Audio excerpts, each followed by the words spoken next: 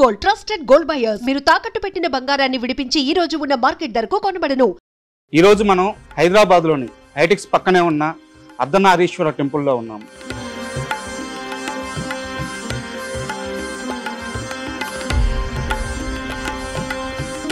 అసలు ఈ ఆలయ విశిష్టత ఏంటి, ప్రాశస్త్యం ఏంటి?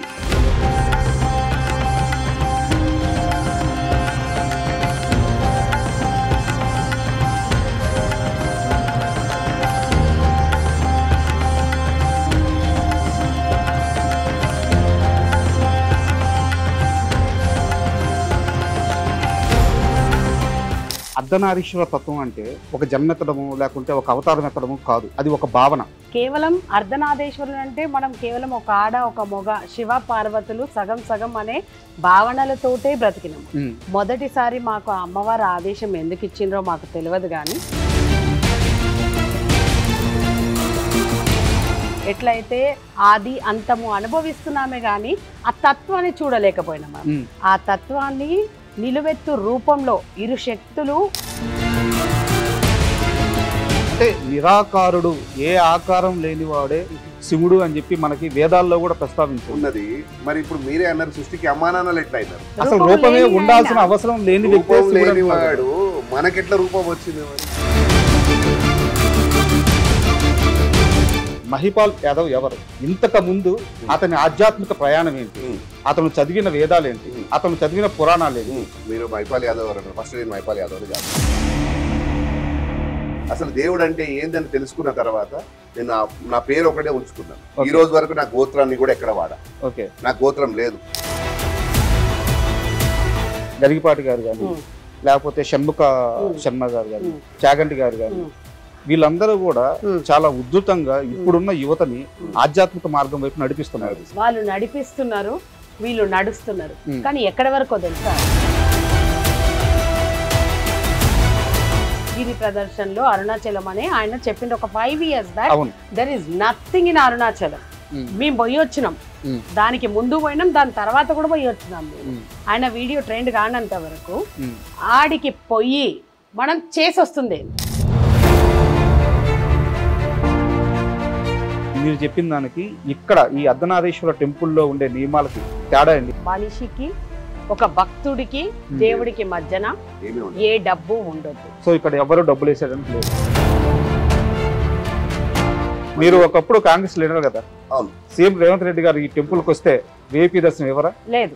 ఆయన కూడా బుద్ధే చెప్తాం, కుదరదని. మాకు వస్తున్నాయి ఫోన్స్, పెద్ద పెద్ద వాళ్ళ దగ్గర నుంచి మాకు ఫోన్స్ చాలా మంది ఫోన్స్ వస్తున్నాయి. మహిపాల్ గారు కానీ, మధులత గారు కానీ ఫ్యూచర్ లో ఒక అమ్మ భగవాన్ అవ్వాలన్న ఉద్దేశంతో ఇవన్నీ చేస్తున్నారు అని చెప్పి ఒక మీ పైన ఒక కంప్లైంట్. మీరు అప్పుడు ఇంకొక 10 సంవత్సరాల తర్వాత వచ్చినా ఇట్లనే మీతో మాట్లాడు. మేమేమి వేషాలు వేసుకొని ఎప్పటికీ మేము మమ్మల్ని దేవుళ్ళుగా ప్రకటించుకోము, ఇలా సామాన్య మానవులుగానే ఉండిపోతామని చెప్పి నాకు ప్రామిస్ చేస్తారా? మీకు కాదు, ఆ శక్తి మీద ప్రమాణం చేసి చెప్తున్నాము. ఆ ఊపిరాగే అంతవరకు కూడా ఇంకా సింపుల్ గా ఉండాలనేదే. Hi, welcome to iDream. ఈరోజు మనం హైదరాబాద్లోని హైటెక్స్ పక్కనే ఉన్న అర్ధనారీశ్వర టెంపుల్లో ఉన్నాము. మామూలుగా భక్తులు ఒక గుడికి ఎక్కువగా వస్తున్నారు అంటే అక్కడ వారి నమ్మకం కానీ, వారి పూజలు కానీ, వాళ్ళ కోరికలు కానీ నెరవేరడం జరుగుతూ ఉంటుంది. అయితే గత కొద్ది కాలంగా, అంటే ఒక సంవత్సరం అన్న 2 సంవత్సరాలుగా ఈ ఆలయానికి భక్తుల రద్దీ చాలా ఎక్కువగా పెరుగుతూ వస్తుంది. అసలు ఈ ఆలయ విశిష్టత ఏంటి, ప్రాశస్త్యం ఏంటి, ఇవన్నీ మనకు తెలియజేయడానికి ఆలయ ధర్మకర్తలు, వ్యవస్థాపకులు మహిపాల్ శివశక్తి, మధులత శివశక్తి వీరు మనతో ఉన్నారు. వారిని అడిగి మరిన్ని విషయాలు తెలుసుకుందాం. హాయ్ సార్, నమస్తే. అర్ధనారీశ్వర తత్వం అంటే అది ఒక జన్మెత్తడము లేకుంటే ఒక అవతారం ఎత్తడము కాదు, అది ఒక భావన. ఒక స్త్రీ, పురుషుడు వాళ్ళిద్దరూ కలిస్తేనే ఈ సృష్టి అని చెప్పే భావన. అంటే ఒక పగలు ఎలా ఉంటుందో ఒక రాత్రి అలా ఉంటుంది, ఒక బొమ్మ ఎలా ఉంటుందో ఒక బొరుసు అలా ఉంటుంది. ఆ రెండు ఉంటేనే ఒక రోజు, ఆ రెండు ఉంటేనే ఒక కాయను. సో ఇది కేవలం ఒక భావన మాత్రమే, ఇది ఒక అవతారం కాదు. అలాంటి అర్ధనారీశ్వర అవతారాన్ని ఒక విగ్రహంగా ప్రతిష్ఠించి ఒక ఆలయాన్ని నిర్మించి ఈ విధంగా పూజలు చేయాలన్న ఆలోచన మీకు ఎందుకు వచ్చింది? ఇది ఆలోచన కాదు, మీరే అన్నారు పగలు రాత్రి బొమ్మ బొరుసు ఇవి లేకపోతే జీవితమే లేదు. అవును. ఇన్ని రోజుల వరకు అసలైన మూలమైన కారణానికి రూపం లేదు మనకి ఈ సృష్టిలో. కేవలం అర్ధనాదేశ్వరులు అంటే మనం కేవలం ఒక ఆడ ఒక మొగ శివ పార్వతులు సగం సగం అనే భావనలతోటే బ్రతికినాము. మొదటిసారి మాకు అమ్మవారి ఆదేశం ఎందుకు ఇచ్చిండ్రో మాకు తెలియదు, కానీ మేము చాలా మా జన్మ ధన్యమైంది అని అనుకుంటున్నాం. ఎందుకంటే ఇప్పటి వరకు ఊహల్లో భావనల్లో ఊహించుకోవడంలో లేదా నిజ జీవితంలో ఈ పగలు రాత్రి ఎట్లయితే ఆది అంతము అనుభవిస్తున్నామే కానీ ఆ తత్వాన్ని చూడలేకపోయినాం. ఆ తత్వాన్ని నిలువెత్తు రూపంలో ఇరు శక్తులు ఒకే దగ్గర ఐక్యమై మనకిస్తున్న దర్శనమే ఈ అర్ధనాదేశ్వరులు. మాకు అమ్మవారి ఇచ్చిన ఆదేశంతో మీరు ఇప్పుడు అన్నట్టుగానే ఈ లోకంలో అన్నిటికీ రూపాలు ఉన్నాయి, కానీ అసలైన మూలమైన దానికి వేరువేరుగా ఉన్నాయి, వేరువేరుగా ఉంటారు. శివయ్య అయిన లింగ రూపంలో, అమ్మవారు ఒక మంచి చక్కటి రూపంలో. సృష్టికి అమ్మా నాన్నలు వారిద్దరే శివ పార్వతి. సో మళ్ళీ వాళ్ళకు రూపమే లేదు. అమ్మకు రూపం ఉన్నా ఆయనకు రూపం లేదు. మరి అది అసలు సృష్టికి అమ్మా నాన్నలు అంటున్నారు, మరి ఎలా అవుతారు? మరి ఇక్కడ పాయింట్ ఉంది కదా, సృష్టికి అమ్మా నాన్నలు ఎట్లా అయినారు మరి? అంటే నిరాకారుడు, ఏ ఆకారం లేనివాడే శివుడు అని చెప్పి మనకి వేదాల్లో కూడా ప్రస్తావించు ఉన్నది. మరి ఇప్పుడు మీరే అన్నారు సృష్టికి అమ్మా నాన్నలు ఎట్లా అయినారు? అమ్మా నాన్నలు అంటే వాళ్ళిద్దరి కలయికే మన సృష్టి పుట్టుక అని చెప్పి ఎట్లా అయినారు? రూపమే లేదు, రూపమే లేదు కదా వాళ్ళకి. అసలు రూపమే ఉండాల్సిన అవసరం లేని రూపం లేనివాడు మనకెట్లా రూపం వచ్చింది మరి? ఈ సృష్టి ఇప్పుడు ఇద్దరు అమ్మ నాన్న అంటే ఒక మొగ ఒక ఆడకి రూపం ఉంటేనే కదా ఇంకో బిడ్డకు రూపం వచ్చింది. మరి శివుడికి అమ్మవారికి కలిపి అర్ధనారీశ్వర టెంపుల్ పెట్టి మీరు పూజించడం నేనేం తప్పు పట్టట్లేదు, ఖచ్చితంగా. కాకపోతే ఖచ్చితంగా శివుడికి ఒక రూపం ఉండాలి. ఇక్కడే అసలైనదంతా దాగి ఉన్నది, ఇది ఎవరు బయట తీసుకురాలే. సో అందుకోసం కానీ అర్ధనారీశ్వర రూపం గురించి ఎవరికి తెలియదు. మీరు చెప్పినట్టే ఇప్పుడు ఒక శివుడు అమ్మవారు సగభాగం ఇచ్చినాడు, లేకపోతే ఇంకొక డిఫరెంట్ కానీ అసలైన శివపార్వతుల తత్వాన్ని, అసలైన శివపార్వతుల గురించి ఎవరికి తెలియదు ఈ సృష్టిలో. అందుకోసం కానీ ఇప్పటి వరకు మనం అందరం కూడా ఆ శివపార్వతులని చాలా తప్పుగా పూజ చేస్తుంటాం. మేమేమి అంటే చాలా మంది అంటున్నారు, పిచ్చి పిచ్చి కామెంట్స్ పెడతారు, వీళ్ళకే తెలుసు అంట, ఇప్పటిదాకా మనందరం తప్పుగా పూజ చేస్తున్నామా అంట అని చెప్పి కొంతమంది చాలా అతిభక్తి ఉన్న ఆడవాళ్ళు ఉన్నారు, మగవాళ్ళు ఉన్నారు, వాళ్ళు పెడుతూ ఉంటారు. సో మీరు ఇక్కడ అందరు మనం ఏదైతే పూజ చేస్తున్నామో మీరే తెలుసుకోండి. మీరు ఇప్పుడు కార్తీక మాసం వచ్చింది, శివాలయంకి వెళ్తారు, శివాలయంలో శివుడికి మాత్రమే పూజ జరుగుతుంది, అమ్మవారి పేరు తీసుకుంటారు అక్కడ పక్కన అమ్మవారికి సంబంధించి వదిలేసి శివుడితో కలిపి పూజ చేస్తారా? శివుడితో కలిపి ఉండదు. మళ్ళీ పక్కకు అమ్మవారికి ఒక గుడి ఉంటుంది, అక్కడికి వెళ్తే కేవలం అమ్మవారికి మాత్రమే శివుడిని కలుపుతారు అక్కడ లేదు. సో ఇదే అసలైన కథ ఇక్కడనే ఉంది. సృష్టికి అమ్మా నాన్నలు వాళ్ళే అంటారు, కానీ వాళ్ళ ఇద్దరిని కలిపి ఎక్కడ చూడమంటారు. ఇప్పుడు భార్యాభర్తలు అన్నప్పుడు మన ఇంట్లో మన అమ్మ నాన్నలు కలిసి ఉంటేనే కదా, ఒక దగ్గర ఉంటేనే కదా. ఎంత పెద్ద ప్రసిద్ధిగాంచిన ఆలయాలకి వెళ్ళండి, పుణ్యక్షేత్రాలకు పోండి, ఏడికన్నా పోండి, మనం ఎక్కడైనా సరే ఆయనని వేరుగా అమ్మని వేరుగానే చూస్తూ వస్తున్నాం మనం. మరి అమ్మ మాకు ఈ కార్యం ఎందుకు ఇచ్చిండ్రో మాకు తెలియదు, కానీ మాకు మాత్రం ఈ సృష్టికి ఏదో తెలపాలని ఆ రూపం అక్కడ వచ్చి కూర్చుంది అన్నట్టు అనిపిస్తుంది. ఇక్కడనే అసలైన దాగి ఉందని చెప్పినాను. ఈ సృష్టికి అమ్మా నాన్నలని మనం అంటున్నాము, ఎలా అవుతారనేది కూడా మనకు అందరికి తెలియాలి. ఎందుకంటే తెలియకుండానే సృష్టికి అమ్మా నాన్నలని ఒక మాట అనేసి మాట్లాడేసి ఎవరో పంతులు చెప్పిర్రు ఇదే నిజము అని మూర్ఖంగా మాట్లాడడం కంటే మనం అసలైన నిజాన్ని తెలుసుకోవాలి. ఇక్కడ ఈ సృష్టికి అమ్మా నాన్నలు అంటున్నాం, అంతా బాగానే ఉంది. మరి ఇక్కడ వేరే స్టోరీ ఉంది కదా, ఒక శక్తి పుట్టింది ఈ సృష్టిలో, అన్నిటికీ ఒకటే శక్తి అంటారు, ఆది పరాశక్తి. ఆ శక్తికి ముగ్గురు కొడుకులు అని చెప్తారు, ఏమేది బ్రహ్మ విష్ణు మహేశ్వరు. మరి ఆ శక్తి ఎవరు? ఇక్కడ బ్రహ్మ విష్ణు మహేశ్వరులో మరి శివయ్య ఉన్నాడు కదా, మరి ఆ శక్తి ఎవరు? ఇక్కడే ఉంది అసలైనది. సో ఈ సృష్టికి అమ్మా నాన్నలు శివపార్వతులే, ఆ శక్తి ఏదైతే అంటాం ఆది పరాశక్తి, ఆది పరాశక్తి రూపమే అర్ధనారీశ్వర రూపము. ఆది అంటే శివయ్య, పరాశక్తి అంటే అమ్మ. మరి ఎట్లా అవుతుంది ఈ సృష్టికి అమ్మా నాన్నలను మీరు కూడా అడగవచ్చు. మనకు అన్నీ తెలుసు అనుకుంటాం కానీ ఏమీ తెలియకుండానే ఉన్నాం మనం. సో ఈ సృష్టికి అమ్మా నాన్నలని చెప్పడానికి మీ శరీరమే నిదర్శనం. అందుకోసంకే ఈ ఆలయానికి వచ్చినప్పుడు ప్రతి ఒక్కరిని ఆ విగ్రహాన్ని కరెక్ట్గా గమనించమని చెప్తూ ఉంటాం. ఇప్పుడు మీకు అమ్మా నాన్నలు ఉన్నారు, మీకు మీ పిల్లలు ఉన్నారు, మీ అమ్మా నాన్నల నుంచి ఏదో ఒక పోలికలు వచ్చినాయి కదా మీకు వస్తుంది. ప్రతి ఒక్కరికి ఈ సృష్టిలో పుట్టిన వారు మీ పిల్లలకు కూడా వచ్చి ఉంటాయి ఏదో ఒక పోలిక. ఈ సృష్టికి అమ్మా నాన్నలకు వాళ్ళ నుంచి కూడా మనకు పోలికలు రావాలి కదా. ముఖ్యంగా ఈ జనరేషన్కి ఏంటంటే సైంటిఫిక్ రీజన్స్ కావాలి. శివపార్వతులే మన తల్లిదండ్రులు అనడానికి ఆ విగ్రహాన్ని చూస్తే ఆ విగ్రహంలో ఉన్న శరీర భాగాలు మన అందరిలో ఉంటాయి, ఆడవాళ్ళలో కానీ మగవాళ్ళలో కానీ ఉంటాయి. మరి ఎలా ఉంటాయి? సో అది చెప్పడానికే ఒక ఆకారాన్ని పెట్టామని చెప్పి సో అది చెప్పడానికి పెట్టలేదు, అసలు మూలమే అదని చెప్తున్నా. మళ్ళీ ఆ శరీర భాగాలు మీలో ఉన్నాయని చెప్తున్నా నేను. ఇప్పుడు చూపిస్తా మీకు అది ఎలా ఉన్నాయనేది కూడా చెప్తా. జనరేషన్ కి అది కావాలి, ఒక ఫేసే కాదు పూర్తి శరీరమే వాళ్ళది ఉంది. అర్ధనారీశ్వర రూపమే మీ శరీరం. అది ఆడవాళ్ళు కానీ మగవాళ్ళు కానీ. ఇక్కడ కరెక్ట్గా గమనించండి, మీ శరీరంలో కొన్ని తేడాలు ఉంటాయి ప్రతి ఒక్కరి శరీరంలో. అది ఆడవాళ్ళు కానీ మగవాళ్ళు కానీ కొన్ని డిఫరెన్సెస్ ఉంటాయి మన శరీరంలో. ఎప్పుడైనా గమనించారా మీరు? డిఫరెన్సెస్ మీన్స్ రైట్తో పోల్చుకుంటే ఎడవ పక్కన తేడాలు ఉంటాయి మనకు. నేను ఇది గత ఇంటర్వ్యూలో మీరు చెప్పింది విన్నాను, నేను చెక్ చేసుకున్నాను. నా రైట్ హ్యాండ్ నా లెఫ్ట్ హ్యాండ్ సేమ్ గానే ఉంది, నాకు ఎలాంటి డిఫరెన్స్ లేదు. డిఫరెన్సెస్ అంటే ఫిజికల్ గా మీకు కనిపించవు అని చెప్తారు. సో ఫిజికల్ గా ఇప్పుడు కుడి పక్కన బలంగా ఉంటారా మీరు? అవును. అదే అంత బలాన్ని ఎడమ పక్కన లేపగలుగుతారా మీరు? నాకు డైలీ వాడేది ఇప్పుడు లెఫ్ట్ హ్యాండ్ లెఫ్ట్ సైడ్ బలంగా ఉంటాడు కదా. నేను ఏమంటున్నాను, మీరు కుడి చేతితో అయితే లేపగలుగుతారా, ఎడమ చేతితో లేపగలుగుతారా? లేపలేము. బట్ ఎందుకంటే దానికి రీజన్ ఉంది, చెప్తా. ఒక్క నిమిషం. కుడితో పోల్చుకుంటే మీ ఎడమ పక్కన సైజెస్ తేడా ఉంటాయి. లేదు, నా 2 హ్యాండ్స్ కామన్ గానే ఉంటాయి. కొత్త చెప్పులు కొన్నారు ఎప్పుడైనా? కొన్నాను. కొత్త చెప్పులు కొన్నప్పుడు ఒక కాలు టైట్ గా ఉంటుంది, ఒక కాలు లూజ్ ఉంటుంది. లేదు, ఎప్పుడు గమనించలేదు. మీరు గమనించకపోవచ్చు. మీ మీ మిస్సెస్ లేకపోతే మీ అమ్మగారికి ఒక ఫోన్ చేయండి ఇప్పుడు మా ముంగట. ఒక్కటే సైజు కాదు, ఒక చేయికి వేసుకుంటే ఎట్లుందో వాళ్ళని అడగండి. కుడి చేయికి వేసుకుంటే టైట్ గా వెళ్తుంది, ఎడమ చేయికి వేస్తే లెఫ్ట్ లూజ్ గా వెళ్తుంది. ప్రతి ఒక్క ఆడపిల్లల్ని అడగండి, మీకు అర్థం కాకపోవచ్చు కానీ ఆడపిల్లలకు ప్రతి ఒక్కరికి అర్థం అవుతుంది. ఒకసారి అది కనుక్కోండి. అనేది కాదు, మీరు టేప్ తీసుకొని చూసినా పాయింట్ లో అయినా వేరియేషన్ ఉంటుంది. సో ఇంకో మీ శరీరంలో ఇప్పుడు శ్వాసనాడులు 2 ఉంటాయి మనకు. ఒక దాంట్లో కూల్ గా ఉంటుంది, ఒక దాంట్లో వేడిగా ఉంటుంది. మరి ఎందుకు ఉంటుంది గమనించారు ఎప్పుడన్నా? తెలియదు, తెలుసుకోండి. అదే చెప్తున్నా, మీ శరీరంలో ప్రతిదీ కూడా డిఫరెన్సెస్ ఉంటాయి. ఆ తత్వమే మన శివపార్వతుల తత్వం. శివపార్వతులు ఈ సృష్టికి అమ్మా నాన్నలు చెప్పడానికి మన శరీరమే నిదర్శనం. సో అందుకోసమనే కుడి పక్కన శివయ్య భాగం, ఎడవ పక్కన అమ్మవారి భాగం మీ శరీరం. సో ఇక్కడ శక్తి లేనిదే శివుడు లేడు, శక్తి లేకపోతే శివుడు శవంతో సమానం అని చెప్తూ ఉంటాం కదా. మరి అదే ఇక్కడ కూడా మనకు కూడా శక్తి లేకపోతే మనం కూడా శవంతో సమానం అంటాం. ఎలా అంటే ఒంట్లో శక్తి లేకపోతే ఆ శక్తి ఎక్కడ ఉంటుంది మనకు? మామూలుగా సైంటిఫిక్ గా అయితే మనం తీసుకునే ఆహారం వల్ల వాటి అంతే కదా.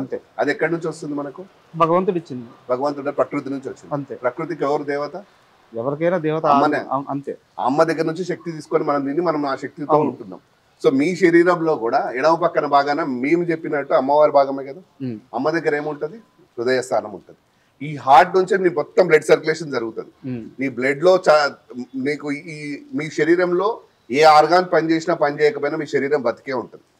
కానీ ఒక హార్ట్ ఫెయిల్యూర్ అయితే వెంటనే చనిపోతాం. సో శక్తి లేకపోతే మీరు కూడా శవంతో సమానమే. సో ఇక్కడ అమ్మ దగ్గర హార్ట్ ఉంటుంది. అందుకోసం కానీ శివుడిని దూరంగా ఆమెను చూస్తే ఆయనకు ప్రాణం ఉండదు. ఓకే. సో వాళ్ళిద్దరిని కలిపి చూస్తేనే అమ్మా నాన్నలను మనం ఒక దగ్గర చూసినట్టు, ఈ సృష్టికి అమ్మా నాన్నలని కలిపి చూసినట్టు అదే తత్వం శివపార్వతుల తత్వం. ఒక భార్యాభర్త లేకుండా ఒక ఇల్లు నడవగలుగుతుందా? లేదు. సో అదే ఇక్కడ చూపిస్తున్న తత్వం. ఆ శివపార్వతులే చెప్తున్నారు, ఈ సృష్టికి అమ్మా నాన్నలే చెప్తున్నారు, మేమిద్దరు ఒకటే, మమ్మల్ని ఇద్దరిని విడదీసి చూడొద్దు అని చెప్పి చెప్తున్నారు. కానీ మనం మాత్రం వాళ్ళని విడదీసే చూస్తున్నాం. అంటే మహిపాల్ గారు మీరు చెప్పిన లాజిక్ అండ్ ఏదైతే లాజిక్ కాదు, ఒక నిమిషం లాజిక్ గా చెప్పారు అంటున్నాను. అది రియాలిటీ అనేది మనం తర్వాత మాట్లాడుకుందాం. లాజిక్ చాలా కన్విన్సింగ్ గా ఉంది అండ్ మీరు చెప్పిన దాంట్లో కరెక్ట్ కూడా ఉంది. బట్ మహిపాల్ యాదవ్ ఎవరు? ఇంతకు ముందు అతని ఆధ్యాత్మిక ప్రయాణం ఏంటి? అతను చదివిన వేదాలు ఏంటి? అతను చదివిన పురాణాలు ఏంటి?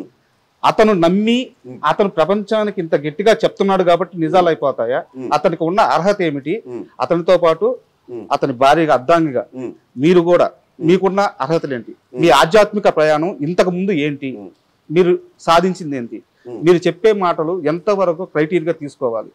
ఈ క్వశ్చన్ రైజ్ అవుతున్నప్పుడు మీ ఆన్సర్ ఏంటి? మీరు ఒక విషయం చెప్తున్నా, మీరు మైపాల్ యాదవ్ అన్నారు. ఫస్ట్ నేను మైపాల్ యాదవ్ అని కాదు కాదా, నేను ఓన్లీ మహిపాల్ యాదవ్ కాదా, మనిషినే. నేను ఇన్ని రోజులు ఉండే గత 4 సంవత్సరాల కింద ఎప్పుడైతే నాకు శివపార్వతుల తత్వం గురించి తెలుసుకున్న తర్వాత, అసలు దేవుడు అంటే ఏందని తెలుసుకున్న తర్వాత నేను నా పేరు ఒకటే ఉంచుకున్నాను. ఈ రోజు వరకు నా గోత్రాన్ని కూడా ఎక్కడ వాడా. నా గోత్రం లేదు, నా గోత్రం శివశక్తి గోత్రం. మేము ఎక్కడ ఏ పంతులకి చెప్పినా, ఈ గుళ్ళో చెప్పినా, ఎక్కడైనా ఈవెన్ మీరు మేము లేనప్పుడు వచ్చి మా పంతులు గారిని అడిగినా నా గోత్రం ఏందో అడగండి, వాళ్ళే చెప్తారు. శివశక్తి గోత్రం నా గోత్రం. సో నాకు సృష్టికి అమ్మానాన్నలు వాళ్ళే, నాకు తెలిసినది. సో నేను ఇప్పుడు మీరు అన్నట్టు నాకు ఆధ్యాత్మికంగా నాకేమున్నది అని మీరు అంటున్నారు కదా, గత 4 సంవత్సరాల కింద అందరి లేక నేను ఉన్నాను. కానీ కొన్ని రియాలిటీస్, కొన్ని ప్లేసెస్ కి మాకు అమ్మవారు ఏదైతే చూపించిందో, పంపించిందో, మనిషిని మనిషి లెక్క చూడమని స్టార్ట్ చేయమన్నది. మనిషి దేవుడు ఎక్కడ ఉంటారని మీరు అనుకుంటారు చెప్పండి? మనిషి రూపేనా? మనిషి రూపేనా.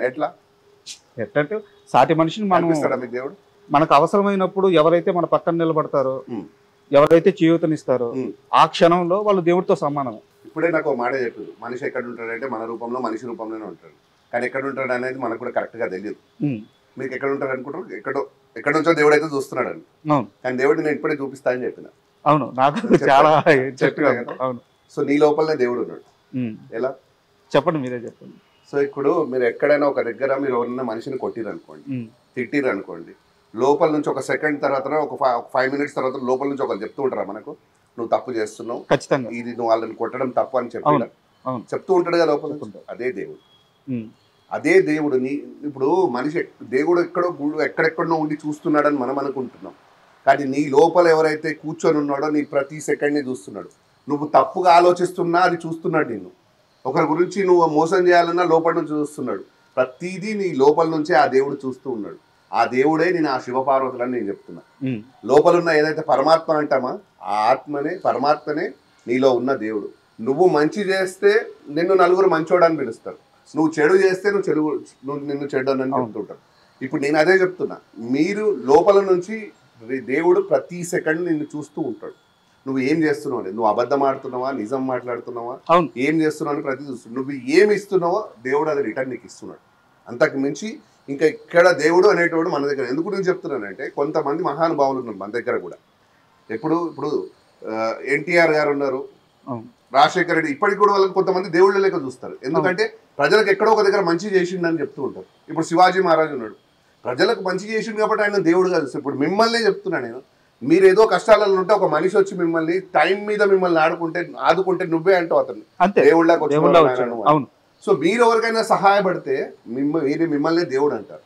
సో నేను అనేది కూడా మన మనుషులలో దేవుడు ఉన్నాడు, కానీ అది మనిషి మనం బతుకుతున్నాం అనేది మేము చెప్తున్నమాట. అది కరెక్టే. మీరు అడిగిన ప్రశ్నకి నేను సమాధానం చెప్తా. మీరేమైనా వేదాలు చదువుకున్నారా? ఇంత ఆధ్యాత్మికంగా మీరు అందరికీ చెప్తున్నారు, ఇది తప్పు అంటున్నారు, ఇది చేద్దంటున్నారు, అది చేద్దాం. అన్నీ చదువుకున్న వాళ్ళు ఏం చేస్తున్నారు అంటే, అన్నీ చదువుకున్న వాళ్ళు ఇప్పుడు ఈ సమాజానికి ఏం చేస్తున్నారు? వేదాలు చదువుకున్న వాళ్ళు ఏం చేస్తున్నారు? నాకు తెలిసిన కొన్ని పేర్లు చెప్తాను, చెప్పండి. ప్రవచనకర్తలు ఉన్నారు, గరిగిపాటి గారు కానీ, లేకపోతే షణ్ముఖ శర్మ గారు కానీ, లేదంటే చాగంటి గారు కానీ, వీళ్ళందరూ కూడా చాలా ఉద్ధృతంగా ఇప్పుడున్న యువతని ఆధ్యాత్మిక మార్గం వైపు నడిపిస్తున్నారు. వెరీ గుడ్, మంచి మాట చెప్పిండ్రు. వాళ్ళు నడిపిస్తున్నారు, వీళ్ళు నడుస్తున్నారు. కానీ ఎక్కడి వరకో తెలుసా అది? ఇప్పుడు చాగంటి గారు చెప్పిండ్రు ఏమని, గిరి ప్రదర్శనలో అరుణాచలం అని ఆయన చెప్పిండ్రు ఒక 5 years back. There is nothing in Arunachalam. మేము పోయి వచ్చినాం, దానికి ముందు పోయినాం, దాని తర్వాత కూడా పోయి వచ్చినాం మేము. ఆయన వీడియో ట్రెండ్ కానంత వరకు ఆడికి పోయి మనం చేసి వస్తుంది ఏంది, ఆయన చెప్పిండ్రని లేదా ఎక్కడో వీడియోలు చూసి గిరి ప్రదర్శన చేస్తున్నాం, దీపాలు పెడుతున్నాము, పూజలు చేసి వస్తున్నాం. ఆ తర్వాత ఇంకేమన్నా మారుతుందా నీలో? మారగలుగుతుందా? మారట్లేదు కదా. అదే ఆడికి పోయి వచ్చి మొక్కి అన్నీ చేసి వచ్చి మళ్ళీ నువ్వు వచ్చినప్పుడు నీ లెక్కనే వస్తున్నావు కదా. ఏమన్నా మారుతుందా? వాళ్ళని ఫాలో అవుతున్నారు. వాళ్ళ కృషి కూడా ఏంది అని అంటే సమాజం మారాలని. కానీ మీరు మార్పులు తెస్తుంది ఏందులో? ఖాళీ దేవుడి భక్తి వైపు పోతున్నారే కానీ భక్తి అంటే ఏంది? వాళ్ళు మీ దగ్గర నుంచి భక్తి ఎక్స్పెక్ట్ చేయట్లేరు. ఇది చెయ్యండి అని చెప్తున్నారంటే అక్కడ ఏదో మూలం ఉంది, అది తెలుసుకొని వచ్చి మీరు మారమని అర్థము. వాళ్ళు చెప్తుంది అదే, మేము కూడా చెప్తుంది అదే. బేసిక్ గా నా క్వశ్చన్ అదే వినండి, వాళ్ళు చదువుకున్నారు, వాళ్ళు చెప్తున్నారు, అర్థమవుతుందా? మేము కూడా ఒక మంచి చేయడానికి చదువు వేదాలు అవసరం లేదు. దేవుడు ఏమి మనిషి రూపంలో వస్తూ ఉంటాడు అని అంటారు, ఆ రూపానికి చదువు అవసరం లేదు. అర్థమైందా? ఇప్పుడు ఒక గొప్ప అన్నమయ్య, ఆయన ఒకప్పుడు ఏముండే అన్నమయ్య, శ్రీరామదాసు, ఆయన ఏముండే. కానీ ఇవాళ ఆ దేవుడే పులకరించిపోయి ఆయన కోసం తప్పించిపోయే స్థితిలో వాళ్ళు చేరిండ్రు అంటే ఆయన ఆ మనుషుల్ని ఎంచుకున్నప్పుడు ఆయననే మార్చుకుంటారు. అర్థమైందా? ఆయన సంకీర్తనలు ఆయన కోసం ఎప్పుడు మొదలుపెట్టిండు? ఆయన అనుభూతి చెందినప్పుడు, ఆ దేవుణ్ణి చూడగలిగినప్పుడు. శ్రీరామదాస్ అయినా అంతే కదా, వాళ్ళు అంతకు ముందుకు వాళ్ళ నార్మల్ లైఫే బతికిండ్రు, అవునా కదా? సేమ్ మేము కూడా అంతే, భక్త కన్నప్ప అయినా కూడా అంతే కదా, మనుషుల లెక్కనే పుట్టిండ్రు. కానీ దేవుడు వాళ్ళని ఎంచుకున్నప్పుడు వాళ్ళు ఆటోమేటిక్ గా వాళ్ళు ఏంది అనేది వాళ్ళకి అర్థమైపోతుంది, వాళ్ళ పని వాళ్ళు చేస్తూ పోతారు. మేమిద్దరం కూడా అదే. మాకు కావలసింది ఏదో చదువో లేకపోతే పుస్తకాలో వేదాలో చదివితేనే మనిషిని మార్చగలుగుతాము అని అంటే ఈ పాటికి మన లోకంలో పాపమే లేకుండా పోతుంది. అది మీరు ఆపగలుగుతున్నారా? ఎంతమంది వేద పండితులు ఉన్నారు. ఇదొకటి అయితే గుళ్ళల్లో మనము ప్రతి దానికి ఒక డబ్బును తయారు చేసినాం. దేవుడు ముంగడ తీసుకుపోయి మనుషులకు కండవాలు కప్పుతున్నారు, దండలు చేస్తున్నాము. ఇవన్నీ ఎందుకు చేస్తున్నారు? వేదంలో ఉందా? అది చేయమని ఉందా? వేదంలో ఏముందో నేను ఒక మాట చెప్పాలా మీకు? దేవుడు ఎక్కడ దేవుడు వచ్చి కాపాడతాడని రాసలేదు వేదంలో. మన ధర్మం ఏం చెప్తుంది తెలుసా? నువ్వు ధర్మం ఉన్నప్పుడే నువ్వు కాపాడుకున్నట్టు అని చెప్పి. నువ్వు ధర్మంగా ఉంటున్నావా? ఎక్కడైనా రాసుందా దేవుడు వచ్చి కాపాడతాడని? లేదు. నీ నిజాయితీ నీ ధర్మమే నిన్ను కాపాడుతుంది. నువ్వు చేసే మంచి చెడే నిన్ను కాపాడుతుంది. దేవుడు కూడా అదే సూచిస్తున్నాడు. నేను మనిషి రూపంలోనే ఉన్నాను, నీ రూపంలోనే ఉన్నాను, నీ రూపంలో మంచిగా ఉన్నాను, చెడుగా ఉన్నాను. నువ్వు హాని చేస్తున్నావా, మంచి చేస్తున్నావా? అదే కదా ధర్మము. సో ఇప్పుడు మహిపాల్ శివశక్తి కానీ మధులత శివశక్తి కానీ ఇంతమంది పండితులు కానీ లేకుంటే పీఠాధిపతులు కానీ వీళ్ళందరూ చెప్పేది కాకుండా మేము కొత్తగా ఒక మార్గాన్ని చూపిస్తున్నాము. నీలోనే దేవుడు ఉన్నాడు, నీ చుట్టూనే దేవుడు ఉన్నాడు. సో పాపం చేస్తున్నావా పుణ్యం చేస్తున్నావా నిన్ను నువ్వే ప్రశ్నించుకో. దీనికి వేదాలు అవసరం లేదు, పురాణాలు అవసరం లేదు, పండితులు కావాల్సిన అవసరం లేదు. ఇది ఒక కొత్త మార్గం, ఈ మార్గాన్ని నమ్ము అని చెప్తున్నారా? అంతే. అయితే మేము చెప్పదలుచుకుంది ఏంటో తెలుసా? ఒక్క సెకండ్. ఎవరిని మేము తక్కువ చేయట్లేదు. వేదం చదివిన వాళ్ళని మేము తప్పని అనట్లేదు, మాకు అన్ని తెలుసని మేము అనట్లేదు. వాళ్ళందరూ ఏవో మా గురించి మాట్లాడినా మాకు అనవసరం. మేము చెప్తుంది ఏంది అని అంటే, దేవుడిని నమ్మకుంటా దేవుడికి మనిషికి మధ్యన ఉన్న ఒక మనిషిని నమ్మి మోసపోతున్నారు. ఎంతవరకు అది కరెక్ట్? బ్రిడ్జ్ అవసరం లేదంటారు. అవసరం లేదు. ఏమంటున్నా మీరు అన్నట్టు కొత్తగా వేదాలు మేము చెప్పిన మార్గం కాదు, అది ఎప్పటి నుంచో ఉన్న మార్గమే. ఆ మార్గాన్ని మేము మళ్ళీ కొత్తగా అంటే ఈ జనరేషన్ ప్రకారంగా మేము చెప్తున్నాం. పెద్దవాళ్ళు అదే చెప్తున్నారు, మీ జనరేషన్ ప్రకారంగా అదే మార్గాన్ని మేము చెప్తాం. కొత్తగా మేమేదో సృష్టించి ఈ మార్గాన్ని నడవమని నేను చెప్పట్లేదు. ఎక్కడైతే దేవుడు చెప్పిండో అదే మార్గాన్ని చెప్పండి. మేమేం ఆపుతున్నామో నేను చెప్తాను మీకు. ఇప్పుడు ఒక గుడి లోపలికి ఒక మనిషి రావాలంటే డబ్బు అవసరం. అవసరమా లేదా? రూపాయి లేకుండా గుడిలోకి అడుగు పెట్టగలుగుతామా? ఎందుకు పెట్టం? ఎక్కడ పెడుతున్నారు? తిరుపతి పెట్టుకోండి. తిరుపతి కాకపోతే మా ఇంటి దగ్గర మీరు వెళ్తారు గుళ్ళోకి, అడుగు పెట్టి లోపలికి వెళ్ళిన తర్వాత అయ్యగారు స్వామి మీ గోత్రనామాలు చెప్పండి అని అడుగుతాడా? ఒక్క నిమిషం ఆగో. ఫస్ట్ గోత్రనామాలు చెప్పండి అని అడుగుతాడా? ఇక్కడ అడుగుతారు. ఏం అవసరం లేదండి, మీరు చెప్పండి. దండం పెట్టుకుంటాను, బయటకు వస్తాను. లేదు లేదు, ఈ మార్గం కూడా ఉంది. ప్రసాదం ఎక్కడ దొరుకుతుంది? నాకేం అవసరం లేదండి, ఒక దండం పెట్టుకుంటాను. గరీబోడు ఉన్నాడు, ఒక గుడిలోకి పోయిన తర్వాత అర్చన టికెట్ లేకుండా లోపల అర్చన చేస్తాడా? మీకు చేస్తారా? ప్రసాదం పెడతారా? కొన్ని దగ్గర పెడతారు. 10 రూపాయలు పెట్టి టికెట్ కొనకపోతే నీకు గోత్రనామాలు చదువుతారా? నేనే అవే ఆపమని చెప్తున్నా. దేవుడిని దేవుడి లెక్క చూడమని ఎవరిని బ్రతికిస్తున్నారండి? ఒకప్పుడు పురాణాల్లో మన పాత కాలంలో గుడికి ఒక దానం ఇచ్చినా, ఒక మనిషి ఒక రూపాయి వేసినా అది మంచిగా ఉపయోగపడేది, ఒక బ్రాహ్మణ కుటుంబానికి ఉపయోగపడేది.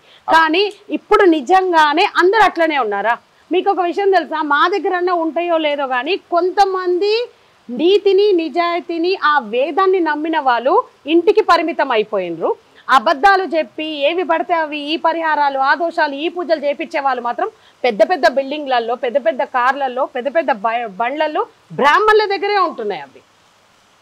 అవి నేను చూసి వచ్చిన, మేము ఎంతో మందిని చూస్తున్నాం. డబ్బుకి విలువ ఉంది కానీ నిజంగా దేవుడి కోసం. ఇప్పుడు దేవుడు అంటే ఏంది? ఈ సృష్టిని సృష్టించిన వాడు, అవునా కదా? నీ దగ్గర డబ్బు ఉందని చెప్పి మీరు ఇంటికి వెళ్ళిపోయిన ప్రసాదం ఇంటికి వచ్చేస్తుంది. దేవుడిని ఇంటికి తీసుకుపోతున్నారా? ఇది ఎక్కడ న్యాయం? మేము అది తప్పండి. గోత్రనామాలు చదివేస్తున్నారు. పెడితే పొద్దున్నే వీడియోలు తీసి పెడతారు వాళ్ళకు, మేము గోత్రనామాలతో పూజ చేస్తున్నాము అని. ఇగో మీరు ఇచ్చిన బట్టలు కట్టినామని. అవసరం ఏముంది ఇవన్నీ? నేను ఇవి మాత్రమే మార్చమని అంటున్నాం. మీ పూజలు, మీ పునస్కారాలు, మేమేవి కూడా మన పెద్దవాళ్ళు పెట్టినవి ఏవి కూడా మేము తప్పనే మాట అనట్లేదు. ప్లస్ ఈ వేదం చదువుకున్న వాళ్ళు తప్పని మేము అనట్లేదు. వాళ్ళని మాత్రమే అంటున్నాం. నేను కూడా ఆ విషయాన్ని సమర్థిస్తాను. ఎందుకంటే దేవుడి దగ్గర ఎవరైనా ఒకటే. తెలుసా, ఇప్పుడు ఈ మధ్య కాలంలో బాగా చాలా మంది కూడా మనకి అన్ని వీడియోస్ వైరల్ అవుతున్నాయి. ఈ సోషల్ మీడియా బాగా యాక్టివ్ అవ్వడం వల్ల పాపం పేదవాడు ఒక లైన్లో పిల్లల్ని పట్టుకొని ఏడుస్తూ నిల్చొని ఉంటారు. డబ్బున్నవాడు ఏం చేస్తున్నాడు, దబదబా వస్తున్నాడు, 500 రూపాయలు అక్కడ వేస్తున్నాడు, వాడు షాల్ కప్పించుకుంటున్నాడు, దండం పెట్టుకొని వెళ్ళిపోతున్నాడు. ఎక్కడ దేవుడు? మరి అయితే గుడిలో ఉండాల్సింది ఏంటి? అంటే దేవుడే స్వార్థపరుడా? దేవుడు తప్ప అప్పుడు? అది ఎట్లా దేవుడు కరెక్ట్ ఎట్లా అవుతాడు? దేవుడు ఎట్లా అవుతాడు? ఆయన లోపల కూర్చున్న ఆయన సమానంగా చూడాలి కదా, అందరు ఆయన పిల్లలే కదా. ఎందుకు జరుగుతుంది? ఈ దర్శనాలు ఎవరు ఇస్తున్నారు? మధ్యలో కూర్చున్న వాళ్ళు చేస్తున్నారు ఆ పని. అది తీయాలనేదే మా ముఖ్య ఉద్దేశం. ఇంకొకటి, చాలా మంది చాలా మహా మేధావులు పిచ్చి కామెంట్స్ పెడుతుంటారు. నీకు తెలుసా డబ్బులు పంతుల్లో ఎట్లా బతుకుతారో అది ఇదని. చాలా బాగా బతుకుతున్నారు. ఎండోన్మెంట్ వాళ్ళు జీతాలు ఇస్తున్నారు, అవునా కదా?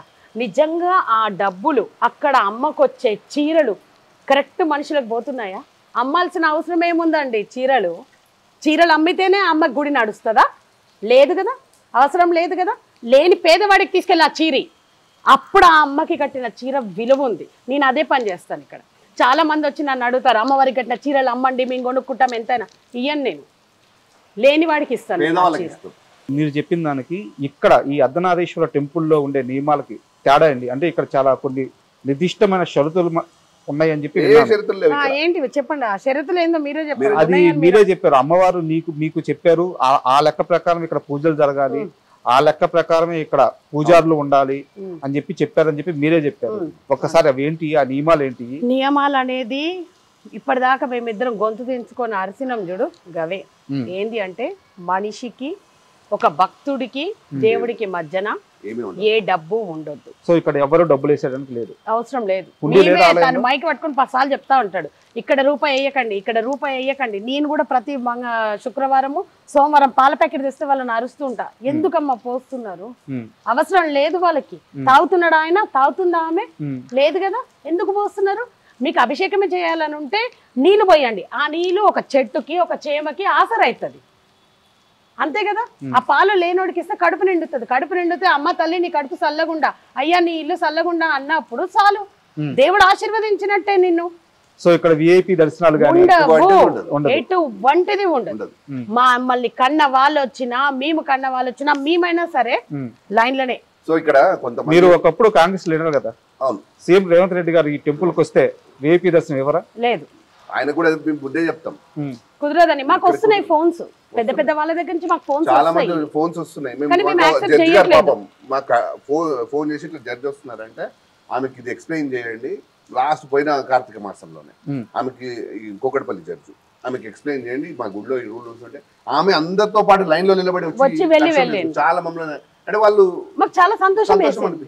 కొంతమంది ఉన్నారు, కొంతమంది మూర్ఖంగా రావట్లేదు, కొంతమంది మేము చెప్పిన దానికి ఒప్పుకొని అర్థం చేసుకొని వచ్చి వెళ్తున్నారు. వాళ్ళు నార్మల్ గానే వచ్చి దర్శనం చేసుకొని వెళ్తున్నారు.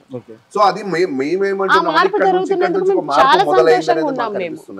సో ఈ గుడిలో మీరు వచ్చినప్పుడు చెప్పుల దగ్గర మీకు రూపాయి తీసుకోరు. ఓకే, లోపలికి వచ్చిన తర్వాత గుడి లోపలికి వచ్చినాక అర్చన దర్శనం లైన్ కోసం ఎంత లైన్ ఉన్నా గానీ ఆ లైన్ లోనే పోవాలి. అందులో స్పెషల్ దర్శనానికి టికెట్ లేదు, ఉండదు. అసలు స్పెషల్ దర్శనం అనేది ఉండదు.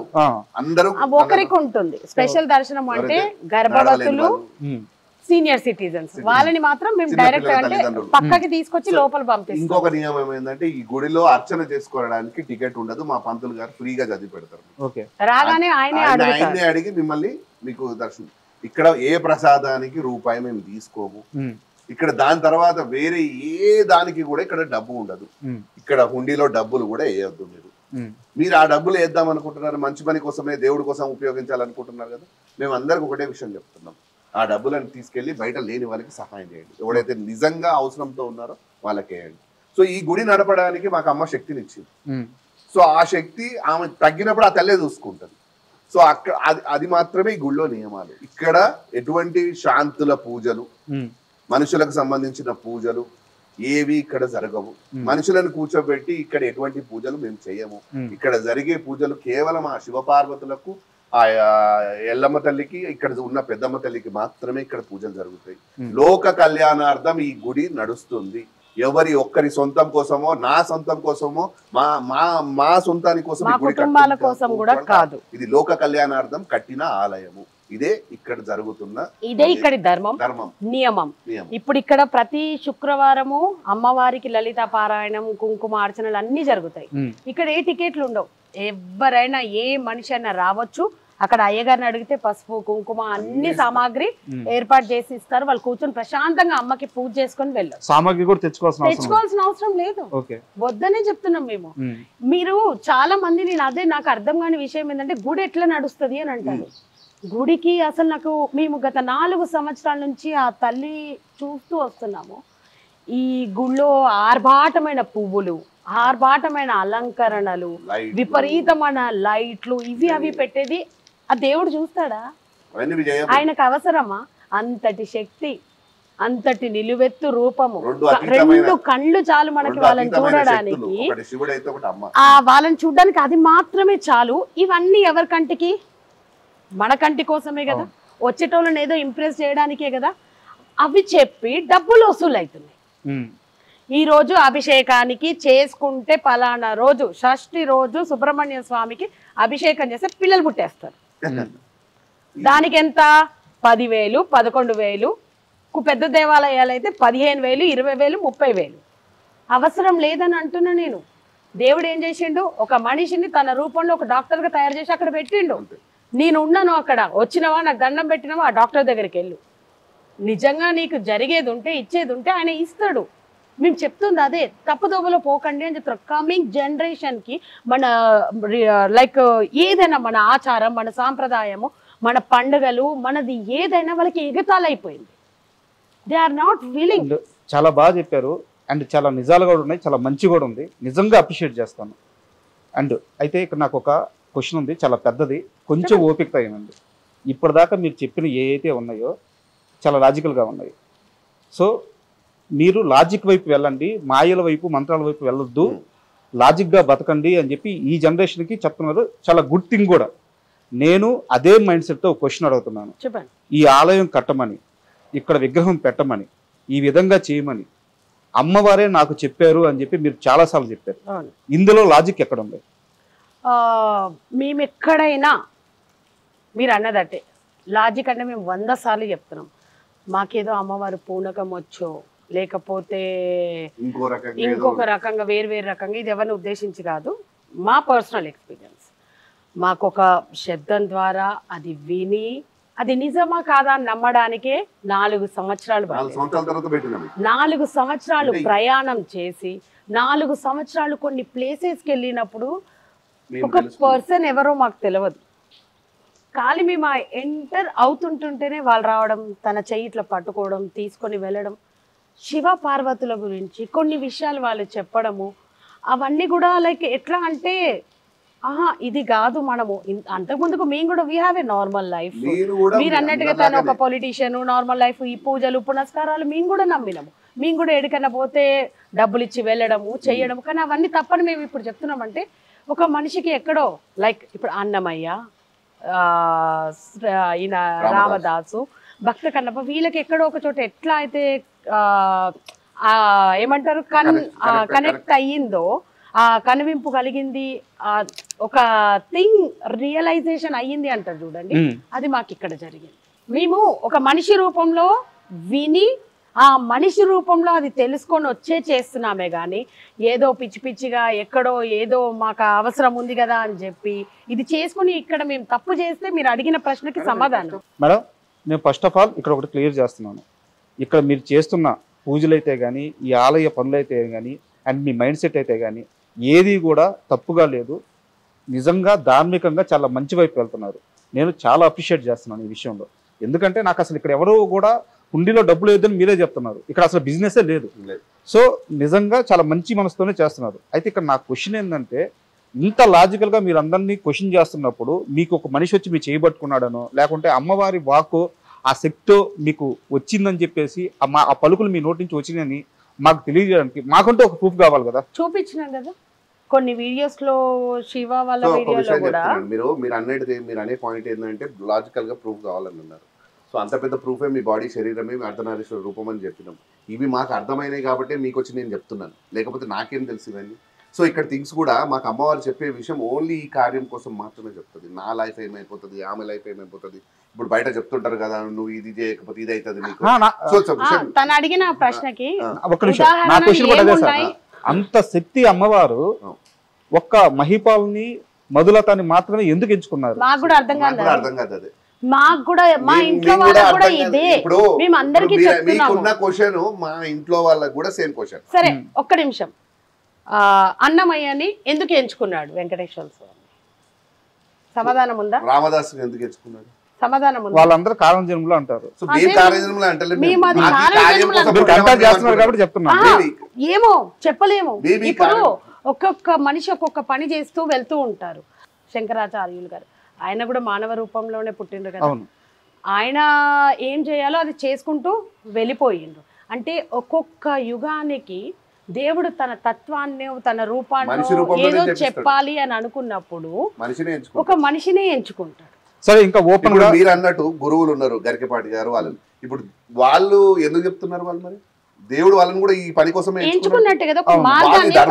ప్రచారం చేస్తున్నారంటే దేవుడు వాళ్ళని ఎంచుకున్నట్టే కదా. లైక్ మేము కూడా అంతే, మమ్మల్ని ఎంచుకున్నట్టే. ఇక్కడ మేము ఇక్కడ గరికపాటి గారికి గానీ లేకుంటే ఇంకొకరికి గానీ ఆ దేవుడి వాయిస్ వినిపించడమో, వాళ్ళతో మాట్లాడమో, వాళ్ళ జీవితాల్లో ఈ మిరాకిల్స్ జరగడమో వాళ్ళు ఎప్పుడు చెప్పట్లేదు. లేదు, మేము కూడా ఏమి తప్పుగా చెప్పట్లేదు కదా. ఎవరిని చెప్పి బిజినెస్ చేయట్లేదు కదా, మేము తప్పుదారిలో పంపించట్లేదు కదా. మీరే అన్నారు ఈ గుడి కరెక్ట్ నడుస్తుంది, పద్ధతులు కరెక్ట్ ఉన్నాయని. అమ్మ అదే కదా చెప్తుంది, ఒక దైవం అదే కదా చెప్తుంది, ధర్మాన్ని రక్షించమని చెప్తుంది, ఎవరిని తప్పుదోవలో పోవద్దని చెప్తుంది. అదే ఇక్కడ జరుగుతుంది కదా. మహిపాల్ గారు గాని, మధులత గారు గాని ఫ్యూచర్ లో ఒక అమ్మ భగవాన్ అవ్వాలన్న ఉద్దేశంతో ఇవన్నీ చేస్తున్నారు అని చెప్పి మీ పైన ఒక కంప్లైంట్. సెకండ్ వన్ వచ్చేసి వీళ్ళిద్దరికి ఆధ్యాత్మిక ఆలోచన విధానం ఎక్కువైపోయి ఒక రకమైన హెలోజినేషన్ లోకి వెళ్ళిపోయి ఉన్నారు. మేము అంటే ఆ భక్తి ఎక్కువైనప్పుడు నిజంగా మేము దేవుడితోనే మాట్లాడుతున్నామని ఒక భ్రమలోకి వెళ్ళిపోయి వాళ్ళ మైండ్ సెట్ లో ఏదైతే ఉందో ఆ పనులు చేసుకుంటూ పోయి దానికి దేవుడు కారణం అని చెప్పి చెప్తున్నారు అని చెప్పేసి ఈ రెండు కామెంట్స్ గట్టిగా వినిపిస్తున్నాయి. వీటిల్లో ఏది నిజం? రెండు నిజం కాదు, రెండు నిజంగా. ఇంకొక మా ఊపిరి పోయేంత వరకు ఇక్కడే ఇట్లనే బతుకుతాం.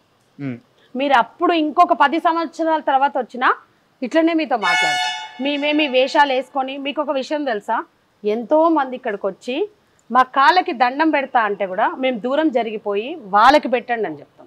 నా దగ్గర పని చేసే పని వాళ్ళైనా సరే అమ్మాని వస్తే వాళ్ళనే మేము మా కాళ్ళు ముట్టుకొని. ఇంత పెద్ద కార్యం చేసిండ్రని ఎంతమంది వచ్చి మాకు ఏం చెప్పినా మేము ఒకటే మాట చెప్తాం, ఏమని? అమ్మ ఆ దేవుడు ఎంచుకున్నాడు, కేవలం సేవకులం మేము, మీకన్నా ఇంకా మాకు భక్తి అంటారా జీరో. నిజం చెప్పాలంటే ఇక్కడ ఎంత వందల మంది వచ్చినా మేము ఒకటే చెప్తూ ఉంటాం, మీకు దైవానికి మధ్యలో మేమెవ్వరము లేము, వెళ్ళండి, ఆ శక్తి అక్కడ ఉంది, అక్కడ మొక్కుకోండి, మాతో అవసరం లేదు, ఇది మీది, మమ్మల్ని దేవుడు ఎంచుకున్నాడు, నన్ను ఈ రూపంలో ఇక్కడ నిలపండి అని. ఇక ఏం చేయాలో ఆయననే చేస్తాడు, నేనేమన్నా వరాలు ఇస్తానా? అట్లా చేసిండి పాడికి పెద్ద బిజినెస్ పెట్టేసి ఈ మధ్య చాలా మంది ట్రెండ్ అవుతున్నారు. ఏమని? ఇట్లా వాళ్ళు లోపలికి నడుచుకుంటూ వస్తుంటుంటేనే అందరు దండాలు పెట్టుకుంటూ ఉంటారు. మమ్మల్ని ఎప్పుడైనా మీరు చూడండి, మా కెమెరాలు ఉంటాయి, లేదా ఎవరినన్నా అడగండి, ఇక్కడ భక్తులు కానీ రెగ్యులర్ భక్తులు చాలా మంది ఉన్నారు. నేను మీ ఇంటర్వ్యూయే ఇది స్టోర్ చేసి పెట్టండి, ఇట్లాంటిది ఏదైనా ఫస్ట్ వస్తే ఫస్ట్ మీరే తీసి పెట్టండి. మా ఇద్దరిలో ఆ తేడా చూస్తే అంటే భగవాన్లు అయిపోవడము, మేము అంటే ఒక స్వామీజీ ఒక అమ్మవారు అయిపోవడంలో, హెలిజినేషన్ లో బతికేటోడు వేరే రకంగా బతుకుతాడు. అన్ని ఇంత ఇది వేరే వాడిని మారమని చెప్పాడు, వాడిది వాడే భక్తిలో పోతూ ఉంటాడు. ఆ దేవుడు ముందు కూర్చొని అమ్మ నువ్వే అమ్మ నువ్వే అమ్మ నువ్వే నీకు ఇది అది అని చెప్తాడు. ఎవరిని కూర్చోబెట్టి మేమేమి లెక్చర్లు ఇవ్వట్లేదు, ఏమి చేయట్లేదు. మీలాంటి వాళ్ళు